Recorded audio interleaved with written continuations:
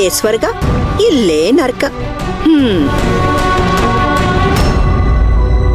ಅಂದ್ರೆ ಪ್ರಿಯಾ ಪಡಬಾರ್ದು ಕಷ್ಟ ಅನ್ಭವಿಸ್ತಾ ಆಸ್ಪತ್ರೆ ಪಾಲಾಗ್ತಿದ್ದಾಳಲ್ಲ, ಅದಕ್ಕೆ ಕಾರಣ ಅವಳು ಮಾಡಿದ ಕೆಟ್ಟ ಕರ್ಮಗಳ. ಅವಳು ಇವಾಗ ಹೋಗ್ತಿರೋದು ಲೆಕ್ಕ ಚುಕ್ತ ಮಾಡೋದಿಕ್ಕೇನಾ? ಅವಳು ಬೇರೆ ಯಾರಿಗೇನು ಅನ್ಯಾಯ ಮಾಡಿದಳು, ಅದೆಷ್ಟು ಜನರು ಹೊಟ್ಟೆ ಉರ್ಸಿದಳೋ ನನಗೆ ಗೊತ್ತಿಲ್ಲ. ಆದ್ರೆ ಸೇವಂತಿ ಒಬ್ಳಿಗೆ ಅವಳು ಮಾಡಿರೋ ಅನ್ಯಾಯ, ಕೊಟ್ಟಿರೋ ಹಿಂಸೆಗಳು 7 ಜನ್ಮಕ್ಕಾಗೋಷ್ಟು ಇದೆಯಲ್ಲ. ಅವಳ ಕರ್ಮ ಕಳ್ಕೊಳ್ಳೋದು ಯಾವಾಗ?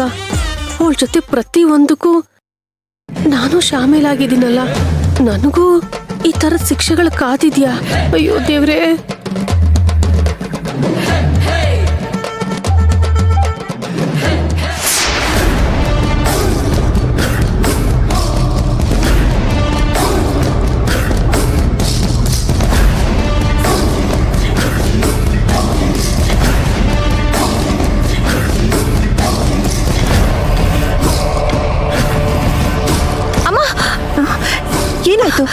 ಏನಾಯ್ತು ಕಂದ?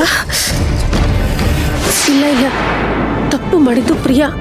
ನಾನು ಜಸ್ಟ್ ಅವಳ ಜೊತೆ ಇದ್ದೆ, ಜಸ್ಟ್ ಅವಳು ಮಾಡ್ತಿರೋದನ್ನ ನೋಡ್ತಾ ಇದ್ದೆ ಅಷ್ಟಕ್ಕೆ. ಕರ್ಮ ನನ್ನ ಸುತ್ಕೊಳ್ಳಲ್ಲ. ಈಗ ಕಾರಲ್ಲಿ ಹೋಗ್ತಿರುವಾಗ ಆಕ್ಸಿಡೆಂಟ್ ಆಗಿ ನಮ್ ಡ್ರೈವರ್ ಮಾಡಿದ ತಪ್ಪಿಗೆ ಕಾನೂನು ಅವನಿಗೆ ಮಾತ್ರ ತಾನೇ ದಂಡ ವಿಧಿಸೋದು.